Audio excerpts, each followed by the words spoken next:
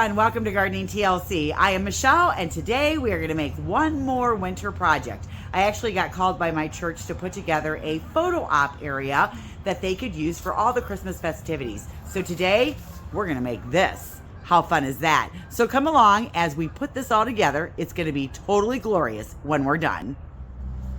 Seems like a pretty big ring and a pretty daunting task, but it's actually very easy. It's just garland, and we are going to be making 2 different pieces of garland for this. Now we are taking this to the church. I will take it apart so that when we travel, I don't have to travel with this big ring because it's really large.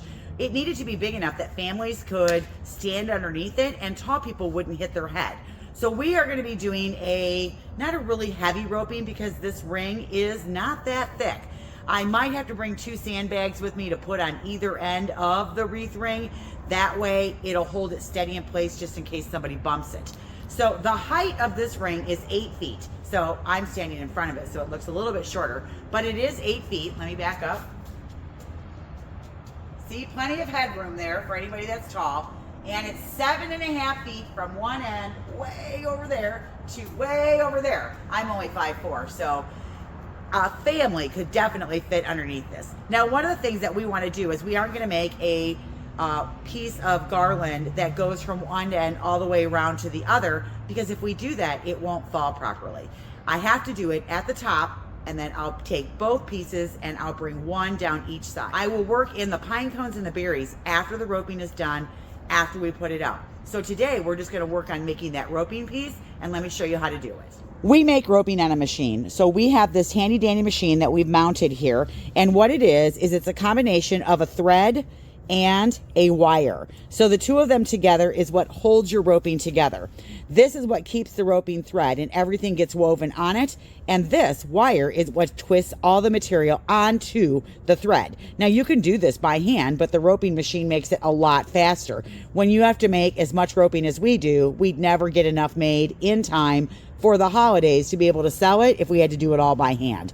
So we load our 22 gauge spool wire right here, and then our guide line, which is this right here, this goes through the handle, and then as we crank the handle to run everything through, you put your piles or your little bunches of greens right here, and then this spins around. Oops, I gotta move this out of the way. This spins around like this, and it starts to wrap this wire around your pieces, and then everything just keeps going that way.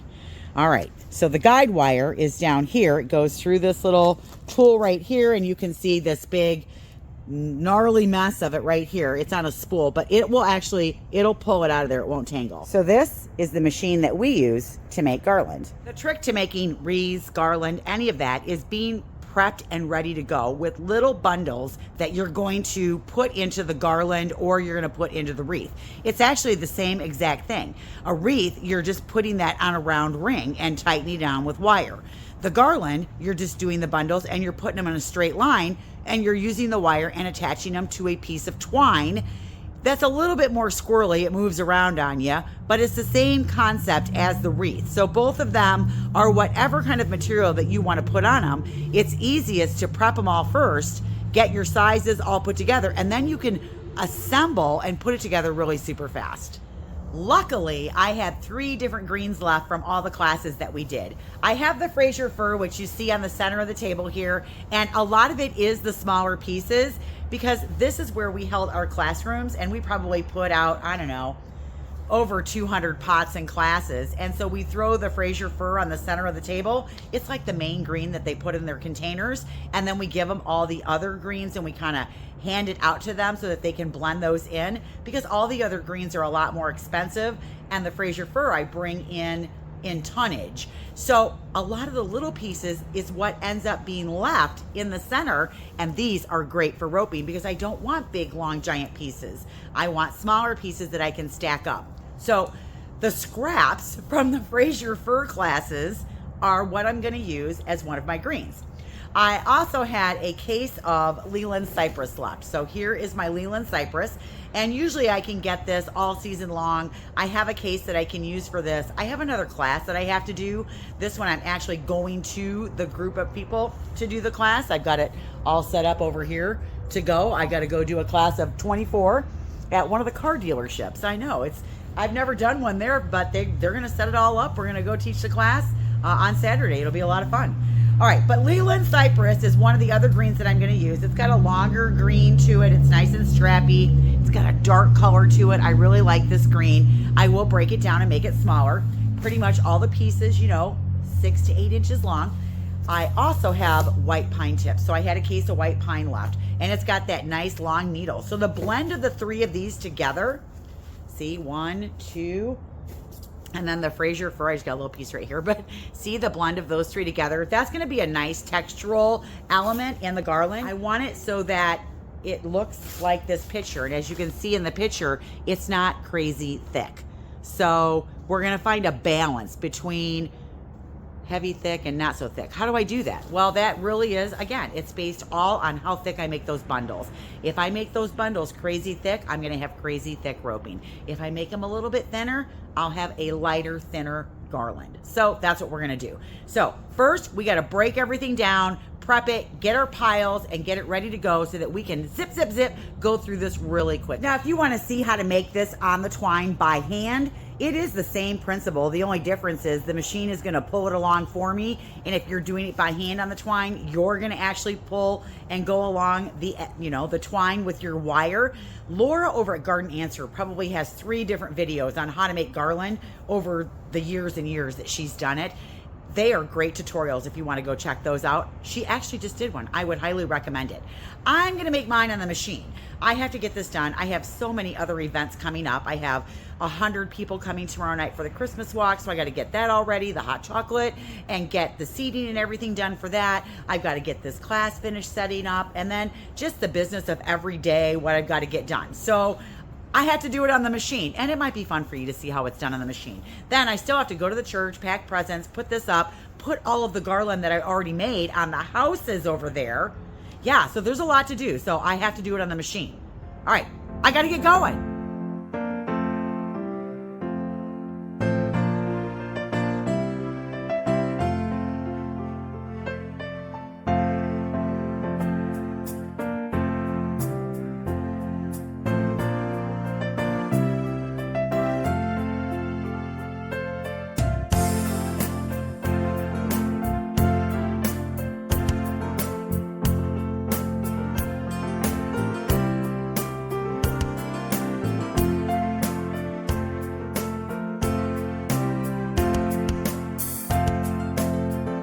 I now have 3 boxes of greens. I have my Fraser fir here, I have my Leland cypress in this one, and my white pine here. What I will do next is create little bundles. Now the bundles are going to determine how fat or skinny your garland is going to turn out. So as you can see here, I want mine to be fairly thin, so I stacked up just a couple pieces of the Fraser fir. I used 1 or 2 pieces of the Leland cypress, and then I put the white pine in there. What I did was I took the twine and the wire, which is underneath here, right here, this wire, and I tied it. So I just wrapped it around this, and I tied it so that it starts off with this being attached. So what I'm going to do next is I'm going to spin my little wheel here just a couple times, and what that's going to do is that is going to wrap the wire around my bundle that I started with. Now I'm going to create another bundle. I'm going to try and keep it the same size. I'm going to lay it over the top of the stem so it overlaps, and then I'll crank the wheel again, and it'll thread this twine. Will go this way down the chute, and it'll wrap the wire, which is underneath right here. It'll wrap that wire around the stems, and then it'll attach the whole thing down the twine as I go. So what I have to do is I have to make 12 feet, 2 sections. So I'm going to go all the way down there. See where I put the ruler? So I put the ruler there. I measured out 12 feet from the edge, and that's how long I have to make my piece. And I have to make 2 of them. So let's get going. All right, I'm going to grab some Fraser fir. And so I'm just going to grab 2 pieces here. Then I'm going to grab some white pine because I want to have that textural difference. And again, I don't want to make my bundle so thick that I have this weighted piece that is so heavy that it's going to pull over. All right, so there we go. I've got my 3 different pieces here. And then as you can see here, right here, I have this one. What I'm gonna do is I'm gonna grab this and I'm gonna lay it over the top of this one. The biggest thing is when I spin this, I wanna make sure the wire will catch it as I go. So then I put this on here and I'm gonna hold it right here. And then I'm gonna spin this. All right, and then I just make another bundle and I just keep going.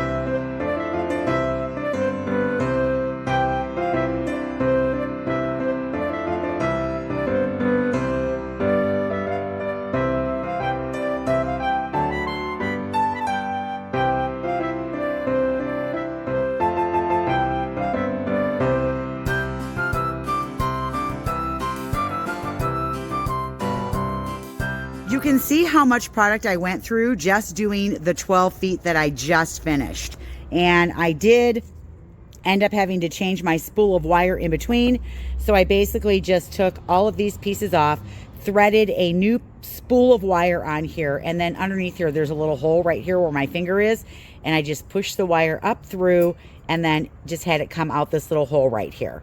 So when I am ready to do my next piece, see, I'll just take these 2 pieces and attach them to my first bundle and keep going. So now that I've got my first bundle off, it's still heavier than I thought. And I was just using 1 piece of each, but as you overlap that, it gets thicker because you're overlapping. Because when you do it on the machine, you have to make sure that you wrap the wire around the bundle that you're on, but then you've got to catch the bundle that's in front of it so that it's not floppy. I don't know if that makes sense, but let's go take a look at the first piece that we made.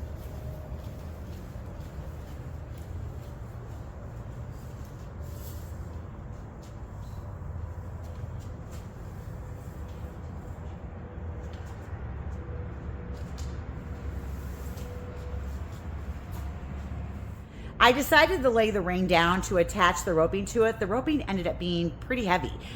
And I want to make sure that it's not going to be unstable, and so I would rather find that out here than when I get to the church and assemble it. So I am going to assemble the whole thing here. So it's not that big of a deal to, you know, attach this, stand it up, and see if it's actually going to stand up with all of that weight. All right, first I have to make another 12-foot length. So I'm going to do that first. I have finished making my garland. I have brought it over. It is ready to be attached to my hoop.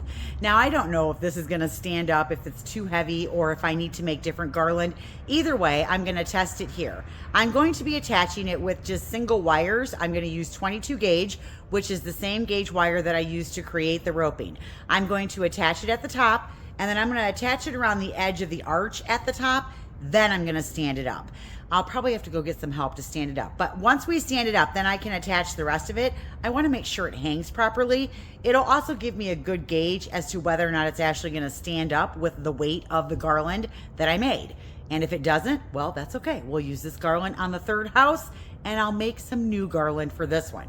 But I want to try it with this one first. I like how full it is. It's really, really pretty with the 3 different greens. So we're going to try this one first. All right, let's get at it. This is the center of my ring, and what I'm going to do is I'm going to find the end of my first one right here.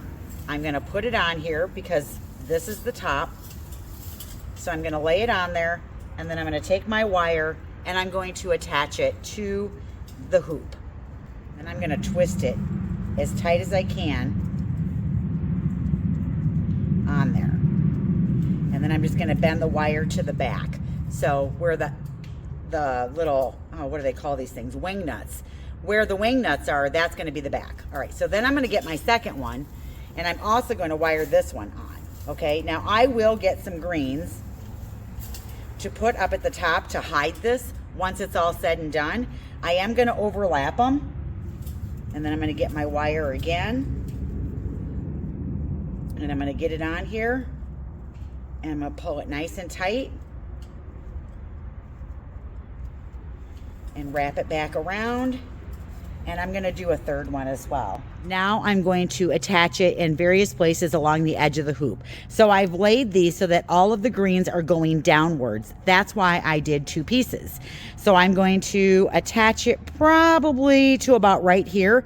And I'm probably going to attach it pretty much at every wing nut. And I'm pretty sure that those are like 18 inches apart, the wing nuts. So I'm going to do it on that side. And then I'm going to come around on this side and do the exact same thing.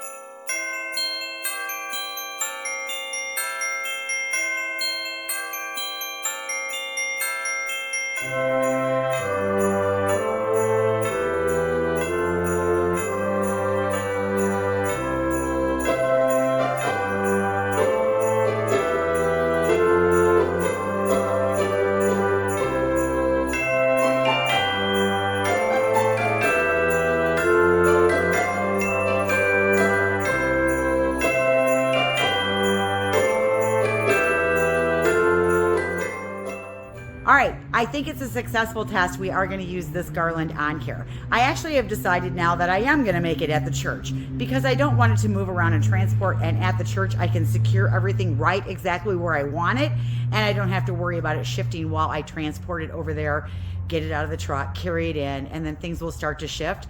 I am going to put 2 sandbags though on the bottom. I'm going to put the fabric under, over the top of that, and then I'll wind that garland that's left over at the bottom right around the bottom.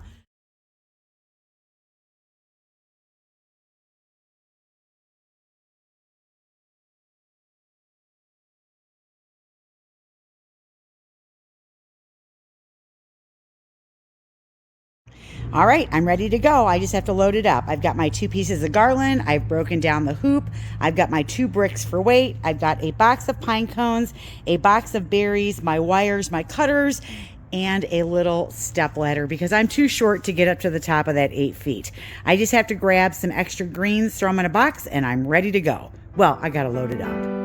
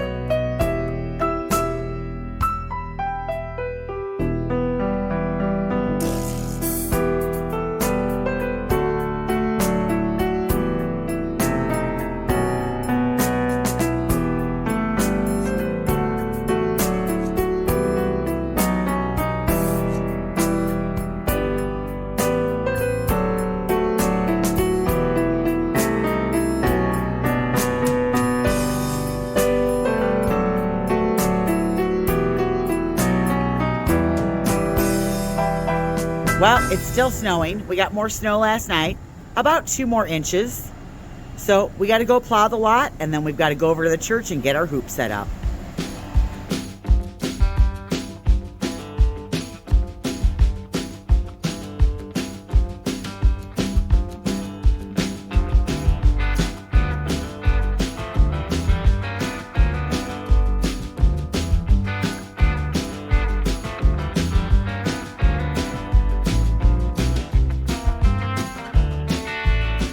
All done. All right, let's go load the van.